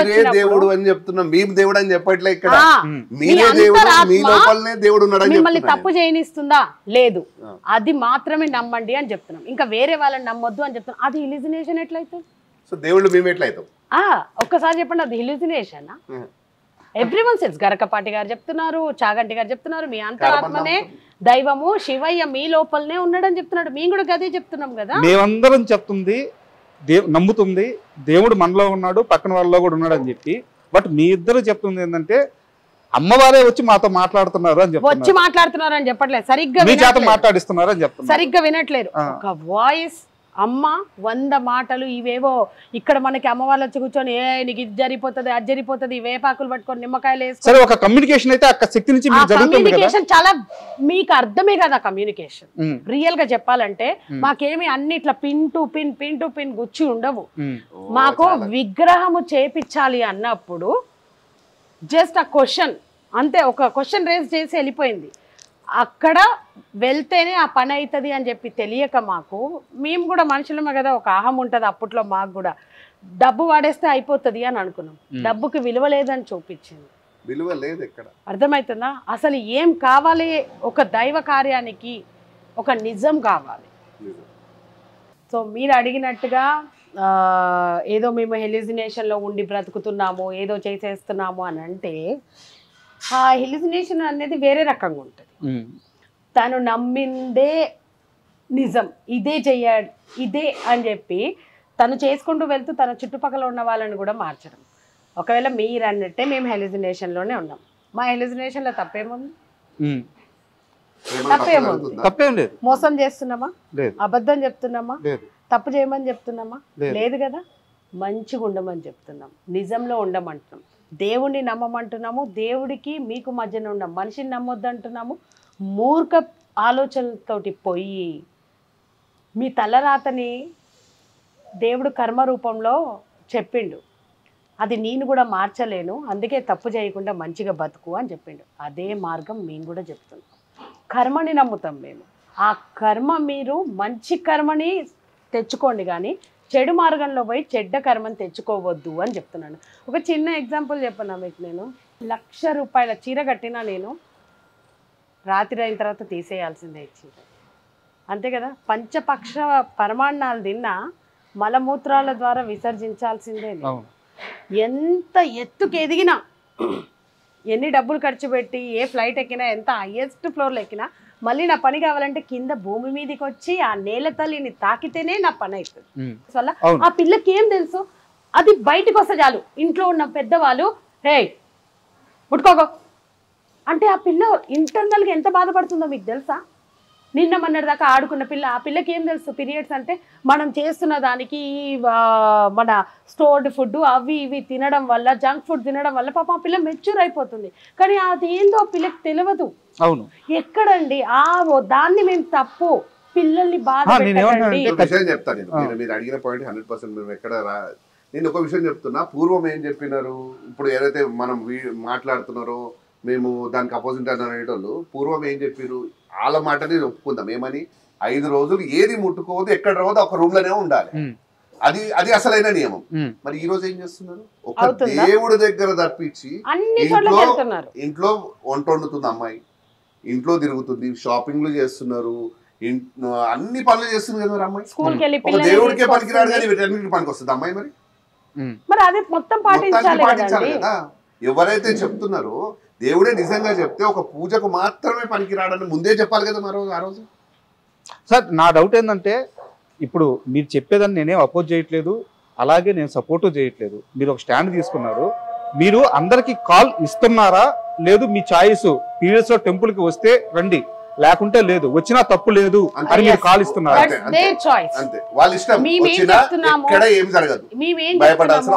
అవసరమే లేదు. మీకు విషయం తెలుసా అండి, ఒక రేపిస్ట్ వచ్చి దేవుడికి దండం పెట్టుకొని పోవచ్చు, ఒకరిని చంపినోడు వచ్చి దేవుడికి దండం పెట్టుకొని పోవచ్చు, పొద్దున్న లేస్తే 100 మందిని మోసం చేసినోడు వచ్చి దేవుడికి దండం పెట్టుకొని పోవచ్చు. కానీ ఏది తప్పు చెయ్యకుండా ఒక నెల రోజులు తన గర్భంలో దాన్ని మోస్తేనే ఒక బిడ్డకి జన్మనివ్వగలిగే ఒక ఆడపిల్ల మాత్రం ఆ టైంలో అక్కడికి రావద్దు. ఇది ఎక్కడి న్యాయం చెప్పండి? మీ ఎవరికైనా నిజంగా మీరు వెళ్ళి చూస్తున్నారా కామాఖ్యలో అమ్మవారికి పీరియడ్స్ అవుతున్నాయి అని చాలా మంది అమ్మ పేరు చెప్పి బిజినెస్ కూడా చేస్తున్నారు. ఎక్కడండి? మేము కూడా వెళ్ళి అసలు ట్రయల్ చేసి చూసినాం, ఇక్కడ ఏం దొరుకుతుంది రియల్ గా ఆ టైంలో అని చెప్పి.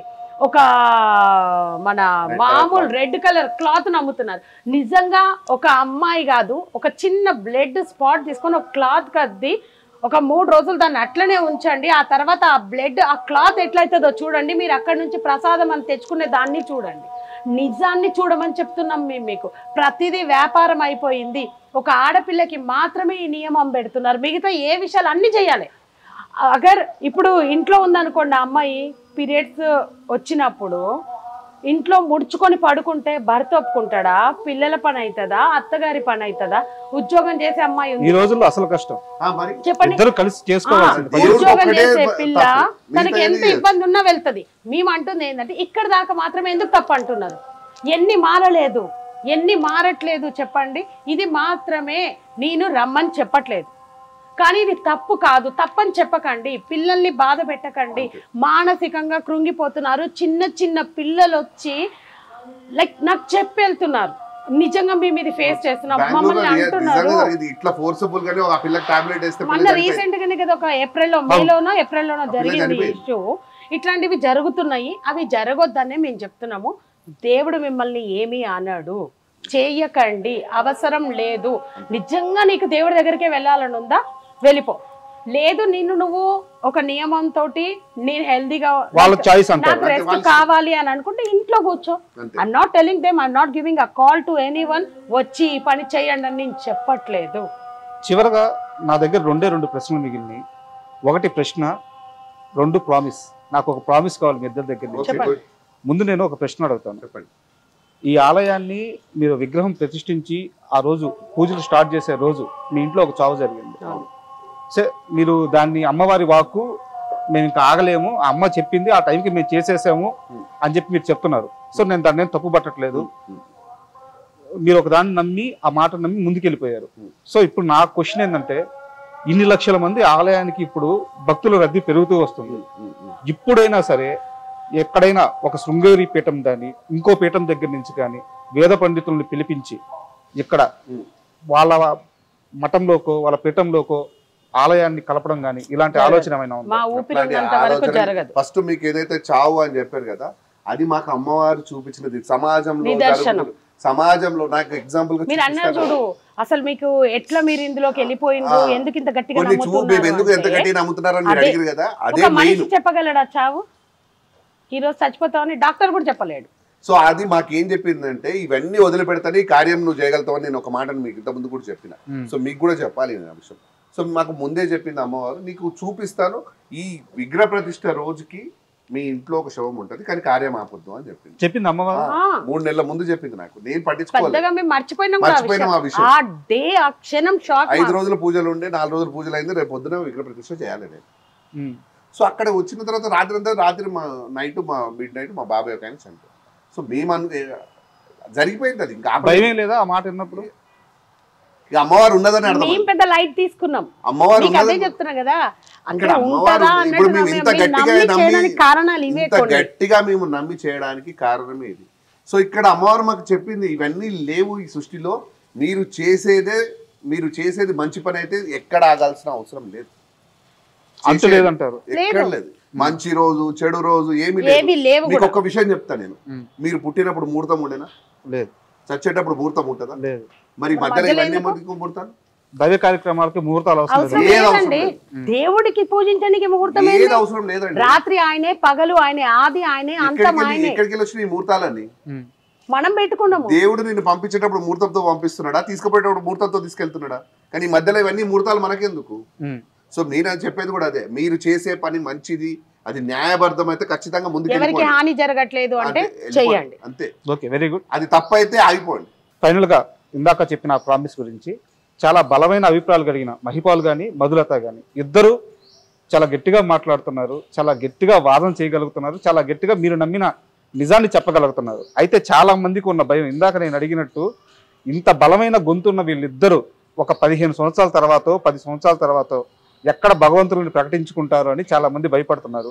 మీరు నిర్మించిన ఈ ఆలయంలో ఆ అమ్మ ముందు కూర్చొని, ఆ శక్తి ముందు కూర్చొని మీ ఇద్దరిని నేను కొట్టు అడుగుతున్నా, ఎప్పటికీ మేము మమ్మల్ని దేవుళ్ళుగా ప్రకటించుకోము, ఇలా సామాన్య మానవులుగానే ఉండిపోతామని చెప్పి నాకు ప్రామిస్ చేస్తారా? ఊపిరాగేంత వరకు కూడా మీకు కాదు, ఆ శక్తి మీద ప్రమాణం చేసి చెప్తున్నాము. ఆ ముందు నాకు ప్రామిస్ చేయండి. ఆ ఊపిరాగేంత వరకు కూడా ఇంకా సింపుల్ గా ఉండాలనేదే మా ప్రయత్నం. ఇంకొక విషయం కూడా ఇంకా నార్మల్ గా మేము అన్ని రోజులు కూడా బతుకుతాం అనుకుంటున్నాం. మీరు 15 సంవత్సరాలు మీరు అనుకుంటున్నారు, మేము అన్ని రోజులు అనుకుంటలేము. సో మాకు మా పని అయిపోయిన తర్వాత మేము ఉండమని మాకు అర్థమైంది. మాకు వద్దు కూడా మా పని ఎంతవరకు ఈ పనిని ఎంతవరకు తీసుకుపోవాలి అంతవరకు. మీకు ఎందుకు గురించి కూడా చెప్తా. మనం అందరం కూడా ఒక భ్రమలో బతుకుతుంటాం బ్రదర్. ఎందుకంటే ఇప్పుడు పోతావా ఇంకొక 20 సంవత్సరాలకు పోతామా ఎవరికి తెలుసా? లేదు, ఎవరి వల్ల కాదు. సో ఈ సృష్టిలో అందరూ అట్లనే బతుకుతున్నారు. మన సావుని మనం మర్చిపోయి బతుకుతూ ఉంటాం. సో అలాంటి ప్లాన్స్ ఏం లేవు. ఎటువంటి ఇక్కడ చెప్తాను, మీరు పుట్టినప్పుడే మీ చావు దేవుడు రాశాడు. మీరు ఏం చేయాలనేది దేవుడు ఆల్రెడీ రిటర్న్ బ్రదర్. ఎందు గురించి కూడా చెప్తున్నా నేను మీకు ఇక్కడ వినండి. మనం అందరం మన చావుని మర్చిపోయి బతుకుతుంటాం. కానీ మనం అందరం మన ప్లాన్ ప్రకారంగా నడుస్తుంటది మన జీవితం అనుకుంటాం. కానీ ఏది లేదు, దేవుడు చేయలో ఉంది మీ జీవితం అంతా. ఎందుకంటే ఇక్కడ విషయం చెప్తా. ఇప్పుడు ఈ రోజు వరకు మీరెవరో నాకు తెలియదు, నేను ఎవరో నాకు తెలియదు. అసలు మీరు నా ముంగటికి ఈ రోజు వచ్చి ఇట్లా కూర్చుంటారు అనేది నేను ముఖం ఇంతవరకు కూడా చూడలేదు. కానీ దేవుడు ఎప్పుడో రాత రాసిండు. ఈ రోజు ఈ క్షణానికి మీరు ఇక్కడ నా ముంగట ఇంటర్వ్యూ చేయడానికి మీ రాతలో రాసిండు. మేము మీతో ఇంటర్వ్యూ చేయడానికి దేవుడు రాసిండు. మీ వల్ల ఒక మంచి మెసేజ్ కూడా బయట మీకు తెలియదు. బయట ఎవరికైతే పిచ్చి భ్రమ ఉందో మేము దేవుళ్ళు అయిపోతాము అది ఇదని దాని క్లారిటీ ఇవ్వడానికి. అంటే మేము ఎంతవరకు నిజం, ఎంతవరకు మేము నమ్మి కార్యం చేస్తున్నామని మీ వల్ల మంచి మెసేజ్ పోతుంది. రాసిన రాతలను మీరు నడుస్తున్నారు, నేను నడుస్తున్నాను. ఇది గుర్తుపెట్టుకోండి. ఏ జాతకాలు మీ జీవితాన్ని ఖరాబ్ చేయవు, ఏ జాతకాలు మీ జీవితాన్ని బాగు చేయవు. ఎందు గురించి చెప్తున్నానంటే క్లియర్ చెప్తున్నారు. ఇప్పుడు గంట ముందు మీ లైఫ్ లో మంచో చెడో జరిగి ఉంటాయి. ఈ జాతకాలు ఉన్నాయి కదా, అవి మారుస్తాయా? లేదు. ఒక గంట తర్వాత ఏం జరుగుతుంది చెప్పగలుగుతాయా? కొంతమంది నమ్ముతారు, నేను నమ్మను. మీరు అని అనట్లేదు, ఎవరైనా మార్చగలుగుతాయి అంటే ఇద్దరు ఉన్నారు. సో అదే చెప్తున్నా. ఏ జీవితం ఎవరు చేయలో లేదు, ఆ దేవుడి చేయలో ఉంది. నువ్వు ఎప్పుడు పోవాలనేది ఆ దేవుడి చేయలో ఉంది. నేను నాకు ఇచ్చిన పనిని ధర్మం తప్పి నేను పని చేస్తే దేవుడు ఉంచాడు. ఇది క్లియర్. ఎందుకంటే నేను అన్నిటికంటే ఆ గొప్ప కార్యం, 2 అతీతమైన శక్తులను ఇక్కడ మేము ప్రతిష్ఠ చేసినాం. అదే మేము తప్పుడు మార్గంలో నడిస్తే దేవుడే ఉంచాడు మమ్మల్ని. అసలు ఏ శక్తిని అయితే మేము నమ్మినామో ఆ శక్తి మమ్మల్ని ఉంచదు. మాకు అవసరం కూడా లేదు. ఈ రోజు మేము అందరితో పాటు సేవకులం. మీకు ఒక విషయం స్పెషల్ గా ఉండడం కూడా చెప్తున్నా. ఈ గుడిలో మేము రాగానే అందరు భక్తులను ఆపేసి మాకు ఫస్ట్ పూజలు ఉండవు. తను అక్కడ చిన్నమ్మ పాదాలు ఇక్కడ మొక్కుకుంటారు, నేను కూడా వచ్చి ఇక్కడ పాదాలు మొక్కుకొని వెళ్ళిపోతాను. ఇంకా మేము వెళ్ళి అంతా అందరికి మంచిగా ఉండే అవే చూసుకుంటాం తప్పితే ఇంకా వేరే. ప్రతి శుక్రవారం కూడా అందరూ తినేసి వెళ్ళిన తర్వాత ఆఫ్టర్ 2:30, 3 o'clock అక్కడే కూర్చొని తింటాం మేము. ఎప్పుడైనా నాకో తనకో హెల్త్ బాగాలేకపోతే మాత్రమే, అది కూడా లేచి నడవలేని స్టేజ్లో ఫీవరో ఏదో ఉంటే మాత్రమే అక్కడ దాకా భోజనం వెళ్తుందే. కానీ లేకపోతే ప్రతిరోజు భోజనం కూడా మేము ఇక్కడే చేస్తాం. మరి అట్లా ఉండాల్సిన అవసరం లేదు కదా. ఇంటికి వెళ్ళి ఫుల్ లగ్జరియస్ గా తినొచ్చు కదా. అవి వాళ్ళే మాకు అన్నం వండి పెడతారు. సో మీకు కూడా ఒకటి విషయం, మీ ఛానల్ ద్వారా ఒకటి నేను చెప్పదలుచుకున్నాం, మేము ఇద్దరం కలిసి చెప్పదలుచుకున్నది ఒకటే. ఏ గుడ్లలో డబ్బులు వేయకండి, ఏ గుళ్ళల్లో హుండీలలో డబ్బులు వేయకండి. అన్న ప్రసాదాల కోసం అని చెప్పి మాత్రం ఎక్కడ డబ్బులు రాయకండి. 1000 రూపాయలు 2000 రాస్తుంటారు. ఆ డబ్బులు ఎందుకు రాయొద్దు అంటున్నామంటే, మీరు వేసి వచ్చిన రూపాయితో అక్కడ ఎవరు తింటున్నారు?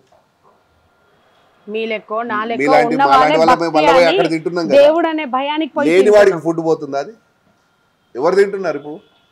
ఇప్పుడు తిరుమలలో అందులో పేదవారు కూడా ఉన్నారు. అందరూ ఉంటారు. సో మనకు ఫుడ్ లేదా? ఒక నిమిషం, పేదవాడు అంటే ఎవరు? చేతిలో డబ్బులు లేని వాళ్ళే పేదవాడు. లేనివాడు అదే అసలే లేనివాడు, అసలే లేనివాడు వాళ్ళకి పెట్టమని చెప్తారు. గుడికి పోయే ఎఫర్ట్ ఉన్నవాడికి వాడికి ఫుడ్ తినడానికి లేదు. ఉదాహరణకి అక్కడ కూడా పెట్టండి. నేను ఆ డబ్బులు ఏవైతే మీరు ఇద్దాం అనుకుంటున్నారో, మీరు దేనికి ఏ ఫుడ్ కి దేనికి మాత్రం ఇవ్వకండి ఏ మనిషి కూడా. ఎందుకంటే అందరు తినడానికి మంచిగా ఉన్నది, ప్రశాంతంగా ఉన్నారు. ఇప్పుడు ఏదైతే లేనివాడు కూడా అడుక్కు తినేటవాడు కూడా దానం వేయడానికి ఎందుకంటే పుణ్యం కావాలని చాలా మంది ఉన్నారు కాబట్టి వాళ్ళకి వేసి వస్తుంటారు. మీరు ఏదైతే వేయాలనుకున్న 2000 3000 ఆ డబ్బులు తీసుకెళ్ళి లేని వాళ్ళ పిల్లల చదువులోకి ఇవ్వండి. ఎందుకంటే వాడికి మీరు ఆ చదివిపిస్తే జీవితాంతం తిండి పెట్టిన వాళ్ళు అవుతారు. మీ ఇద్దరు కమ్యూనిస్టులు కనిపిస్తున్నారు. జీవితం దేవుడు ఎంచుకున్నాడు. సో లేని వాళ్ళ పిల్లలను చదివిపిస్తే జీవితాంతం, ఇప్పుడు డబ్బులు లేక చదువు వదిలేస్తున్నారు చాలా మంది పిల్లలు.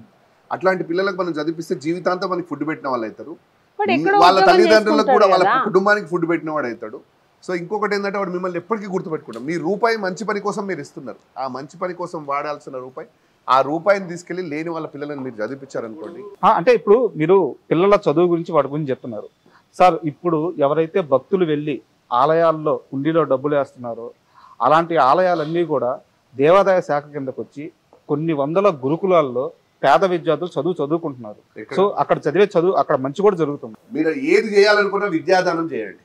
మీరు ఇచ్చే 10-15 వేల రూపాయలు ఒక సంవత్సరం ఫీజు అవుతుంది ఆ పిల్లలకు. ఆ పిల్లలని మిమ్మల్ని మీరు జీవితాంతం ఇప్పుడు ఎక్కడ దొరుకుతారు ఈ పిల్లలు అని మీరు అనుకోవచ్చు. మీ దగ్గర పనిచేసే వాళ్ళ పిల్లలు ఉన్నారు, ఆ పిల్లలను చదివిపియండి. మీరు ఎంతమంది చదివిస్తున్నారు? మేము ఒక ఇప్పుడు మా పిల్ల ఇప్పుడు మా దగ్గర ఈ స్కూల్లో వీళ్ళు పనిచేసే వాళ్ళ పిల్లలను మేము చదివిస్తున్నాం. మా ఇద్దరి కోరిక కూడా ఇంకా చదివిపియాలి అని. యాక్చువల్ గా ఎందుకు అన్నదానం ఆపమని అడుగుతున్నాము అని అంటే, ఇవాళ రేపు అన్నం అందరికి దొరుకుతుందండి. ఒక 5 రూపాయలు పెట్టిన అన్నం దొరుకుతుంది. ఒకప్పుడు దొరికేదా చెప్పండి? ఇట్లా చేయి జాపితే ఎవడన్నా ఒక 5 రూపాయలు వేస్తే ఆ టయానికి వెళ్ళి ఆడ కొనుక్కొని తినగలుగుతున్నాం. కానీ విద్య ఎంత ఎక్స్పెన్సివ్ అయిపోయింది. వాళ్ళకి ఎంతో చదువుకోవాలని ఉంటుంది, చదువుకోలేని వాళ్ళు ఉన్నారు. గవర్నమెంట్ స్కూల్లో అన్ని ఫెసిలిటీస్ ఉండట్లేవు, కొన్ని చోట్ల పైకి చూపిస్తున్నారు కానీ రియల్గా లోపల ఉండట్లేవు. పాపం గవర్నమెంట్ చెయ్యాలనుకున్నా మధ్యలో ఉన్న వాళ్ళు తినేస్తున్నారు. మేము అనేది ఏంటి అని అంటే, మంచి పనికి వాడండి, చదువు చెప్పించండి. సంవత్సరం పాటు ప్రతి నెల ఒక 2000-3000 అక్కడ ఇచ్చే బదులు ఒకేసారి మీ ఇంట్లో పనిచేసే పనావిడ బిడ్డకే ఫీజు కట్టండి. దేవుడే మీరే దేవుడు. ఇంత ముందుకే చెప్పినా దేవుడు ఎక్కడ ఉంటాడు? మీ లోపల ఉంటాడు, ప్రతిదీ చూస్తుంటాడు అని చెప్పినా కదా. సో ప్రశాంతత లేదని చాలా మంది బాధపడుతుంటారు కదా సార్. వాళ్ళందరికీ ఒకటే విషయం చెప్తా, నిజంలో బతకడం మొదలు పెట్టండి. నిజంలో ఎట్లా బతుకుతాం, మరి ఎట్లా అవుతుంది ఇదని అనుకోవచ్చు. ఒకటి, నిజం ఒప్పుకోవడం మొదలు పెట్టండి, నీ కర్మ అప్పుడే ఎండ్ అవుతుంది. ఎలా చెప్పాలా? ఇప్పుడు మీ కింద మీ డ్రైవర్ ఉంటారు అనుకోండి, మీ డ్రైవర్ని మీరు అతను తప్పు లేకపోయినా తిట్టేస్తారు. తిట్టేయడము కొట్టేయడం జరుగుతుంది. తిట్టిన తర్వాత అది తప్పు, అప్పుడు ఆ డ్రైవర్ది తప్పు కాదన్నప్పుడు మీరు ఏం చేస్తారు? మీరు పోయి సారీ చెప్తారా? చెప్తామని మీరు చెప్తారా? చెప్తాను. సరే చెప్పిరా ఇప్పటివరకు మీరు ఎప్పుడైనా? నా తప్పు ఉంటే ఖచ్చితంగా చెప్పిరా ఇప్పటివరకు మీరు ఎప్పుడైనా? చెప్పాను, చాలా మంది చెప్పాను. చాలా మంది చెప్పారా? మీ ఇంట్లో అమ్మ నాన్నకి ఎన్నిసార్లు చెప్పారు? నాన్నకు చెప్పలేదు, అమ్మకి చెప్పాను. ఎందుకు? విషయం అదే చెప్తున్నా నేను. మీరు ఎక్కడైతే మీరు అన్నారో ఇప్పటిని కూడా నేను అదే చెప్తున్నా, ఎక్కడైతే మనం తప్పు చేసినామని మనకు అనిపించిందో అక్కడ పోయి మీరు ఒప్పేసుకున్నారు అనుకోండి, మీ కర్మ అడికేయండి. సో మీరు ఏమైపోతుంది అంటే, దాంట్లో ఏమైపోతుంది అంటే, ఏ తప్పు మనం చేసినా మళ్ళీ మనం పోయి సారీ అయితే చెప్పాలి, ఎందుకు తప్పు చేయాలని ఒక ఆలోచన వస్తుంది. అప్పుడే మనలో ఉన్న దేవుడు బయటకు వస్తాడు. ఏదైనా మంచి పని చేయాలని ఒక ఆలోచన వస్తుంది, చెడు ఉద్దేశమే రాదు మీ మైండ్కి అప్పుడు. సో మీ అందరికీ కూడా నేను చెప్పేది ఆ ఒక్క మార్పే. నిజంలో బతకడం అంటే మీరు చేసిన పనిని ఇమీడియట్ గా ఒప్పేస్తారు. ఎందుకంటే మనిషి సహజం, కోపం వస్తూ ఉంటది. కోపం వచ్చినప్పుడు తిట్టేస్తాం, చేస్తాం. కానీ తప్పు మనదని తెలుసుకున్నప్పుడు మన ఈగోకు పోకుండా మనం అక్కడ, ఎందుకంటే ఇప్పుడు ఇద్దరి మధ్యలో గొడవ అవుతుంది. ఒక గొడవ, ఒకరిది తప్పు ఉంటుంది, ఇంకొకటి తప్పు ఉండదు. తప్పున్న వాడు తప్పు లేని వాడిని కొడతాడు. వాడు పోయి ఎంబడే సారీ చెప్పిండు అనుకోండి, వీడి మనసులోకి అప్పుడే ఎండ్ అయిపోద్ది. అది లేకుండా వీడిని వదిలిపెట్టినాం అనుకోండి, నిన్ను ఎప్పుడెక్కడో దాడి చేయాలని వాడు ఆలోచిస్తాడు. సో ఇవన్నీ ఎండ్ కావాలంటే మనలో ఉన్న నిజంలోకి రండి, వాడిని పోయి సారీ చెప్పేసేయండి, అయిపోతుంది అడిగండి. అంటే ఈరోజు ఇక్కడికి ఇంటర్వ్యూకి వచ్చే ముందు మీ మీద నాకు కొన్ని కంప్లైంట్స్ ఉన్నాయి, కొన్ని మంచి అభిప్రాయాలు ఉన్నాయి. ఇప్పుడు కూడా నేను మీరు చేస్తున్న కార్యక్రమాలు ఏవైతే ఉన్నాయో వాటి మంచిని మనస్ఫూర్తిగా స్వాగతిస్తున్నాను. అండ్ కొన్ని లాజికల్గా అయితే నాకు పరిపూర్ణమైన సమాధానాలు అయితే దొరకలేదు. బట్ మీ సైడ్ నుంచి మీరు గట్టిగా నిలబడినారు కాబట్టి ఈ ప్రయాణంలో ఇక్కడ ఎవరికైతే మీరు నష్టం చేయట్లేదు. లాజికల్ గా దేనికి సమాధానం దొరకలేదు? అమ్మవారితో ఆ వాక్ రావడం కానీ 100%. మేము త్వరలో ఎవరైతే మా ప్రయాణంలో మేము ఒక్కొక్క చోటికి వెళ్ళినామో అక్కడ చూసినవేందో డాక్యుమెంటరీ రూపంలో చేయించడానికి ప్రయత్నిస్తున్నాము. ఈ విగ్రహం చెక్కినతల నుంచే మొదలు పెట్టాలి. మాకు ఇప్పటి వరకు ఇక్కడే టైం సరిపోయింది. మేము ఆ టైం కోసమే వెయిట్ చేసినాం. ఎందుకంటే నెక్స్ట్ జనరేషన్ మేము చెప్పిన మాటలు నిజమని నమ్మాలి అంటే వాళ్ళకి ఏదో ఒకటి కావాలి, ప్రూఫ్. ఆ ప్రూఫ్ ని మేము ఇక్కడ వదిలే ఇప్పుడు అర్థమైందా ఇందాక నుంచి నేను దేనికోసం We మాట్లాడుతున్నాను 100% ఇప్పుడు trying. ఏమంటుంది ఈ జనరేషన్ కి రియాలిటీ కావాలి బ్రదర్. అదే ఆ రియాలిటీని మేము చూపించడానికి రెడీ ఉన్నాం. సూపర్. సో అదే పనిలో మేము కూడా ఉన్నాము. నేను అదే త్వరలో చెప్తున్నా. మేము ఒక మంచి రైటర్ ని వెతుకుతున్నాం. ఎందుకు అనంటే వాళ్ళతో కొన్ని నిజాలు బయట పెట్టించాలి. ఒక బుక్ రూపంలో, ఒక కథ రూపంలో మా జర్నీని అక్కడికి వెళ్ళి డైరెక్ట్ ఆ ఇన్ పర్సన్స్ తో కూడా ఒక డాక్యుమెంటరీ చేయాలనే మా ప్రయత్నం. అది త్వరలోనే జరుగుతుంది. అమ్మ ఎప్పుడు ఆజ్ఞిస్తే ఆ క్షణం మేము చేయడానికి రెడీ ఉన్నాం. ఈ మొత్తం ప్రయాణంలో మీరు మనస్ఫూర్తిగా ఏదైతే కోరుకుంటున్నారో అవన్నీ సాధించాలని మనస్ఫూర్తిగా కోరుకుంటున్నాను. Thank you.